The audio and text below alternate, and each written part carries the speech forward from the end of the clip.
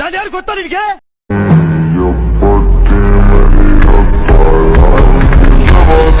Hi guys, welcome back my channel. ನಾನು ಇವತ್ತು bachelor ಆಗಿರೋದ್ರಿಂದ ರಾಗಿ ಮುದ್ದೆ ಮಾಡೋಣ ಅಂತ ಮನೆಯಿಂದ ತಂದಿದ್ದೆ. ಒಂದು ಕುಕ್ಕರ್, ಒಂದು ಚಿಕ್ಕ ಪಾತ್ರೆ, ಮತ್ತೆ ಸೌಟು, ಸ್ಪೂನು, ಇದೊಂದು ಸ್ಟಿಕ್. ರಾಗಿ ಮುದ್ದೆ ಮಾಡೋದಕ್ಕೆ ಪಾತ್ರೆನೇ ಯೂಸ್ ಮಾಡಬೇಕು ಅಂತ ಏನಿಲ್ವಲ್ಲ, ಅದಕ್ಕೆ ನಾನು ಕುಕ್ಕರ್ ಯೂಸ್ ಮಾಡ್ತಾ ಇದ್ದೀನಿ.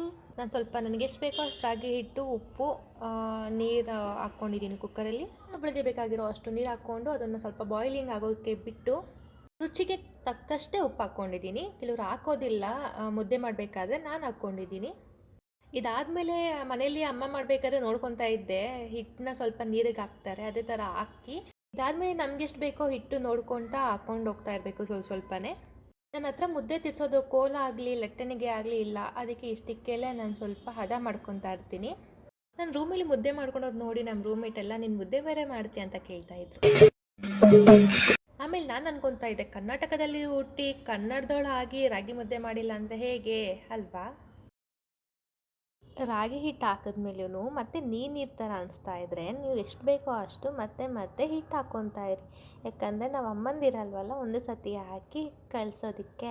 ರಾಗಿ ಫ್ಲೋರ್ ಹಾಕಿದ್ಮೇಲೂ ಮತ್ತೆ ನೀರು ಅನಿಸ್ತಾ ಇತ್ತು, ಅದಕ್ಕೆ ಲೋ ಫ್ಲೇಮ್ ಮಾಡಿ ಬಿಟ್ಬಿಟ್ಟೆ. ನಾನು ಡೈಲಿ ಮಾಡ್ಕೊಳೋದಿಲ್ಲ, ಅಪರೂಪಕ್ಕೆ ಮಾಡ್ಕೊತಾ ಇರ್ತೀನಿ, ಒನ್ ಡೇ ಬಿಟ್ಟು ಒನ್ ಡೇ. ಅದಕ್ಕೆ ಒಂದೊಂದು ದಿನ ಒಂದೊಂದು ಥರ ಬರ್ತಾ ಇರುತ್ತೆ ಮುದ್ದೆ. Lot of problem, daily problem, different problem.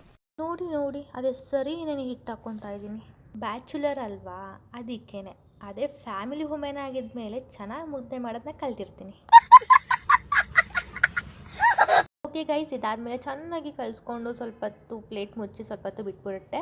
ಅದಾದಮೇಲೆ ಅದಕ್ಕೆ ಬಂತು, ಅಲ್ಲಲ್ಲೇ ಕಲಿಸ್ಕೊತಾ ಇದ್ದೆ. ನಾನು ಕ್ಯಾಮ್ರಾ ಇಟ್ಕೊಂಡು ಕಳ್ಸೋದಕ್ಕೆ ಆಗ್ತಾ ಇರಲಿಲ್ಲ. ಓಕೆ ಗೈಸ್, ನೋಡಿ ನಾನು ಚೂರು ಗಂಟಿಲ್ದಿರ ಹಿಟ್ಟು ಎಲ್ಲ ಕಾಣದೇ ಇರೋ ಥರನೇ ಹದ ಮಾಡಿ ಇಟ್ಟಿದ್ದೀನಿ.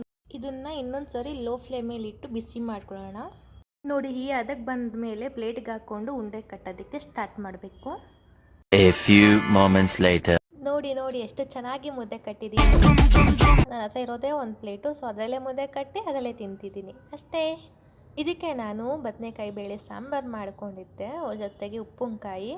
ತುಂಬ ಸಾಫ್ಟಾಗಿ ಬಂದಿತ್ತು. ನಿಮಗೆ ಈ ವಿಡಿಯೋ ಇಷ್ಟ ಆಗಿದ್ದರೆ ಪ್ಲೀಸ್ ಸಬ್ಸ್ಕ್ರೈಬ್ ಮಾಡಿ. ನೆಕ್ಸ್ಟ್ ವಿಡಿಯೋದಲ್ಲಿ ಸಿಗೋಣ. ಬಾಯ್.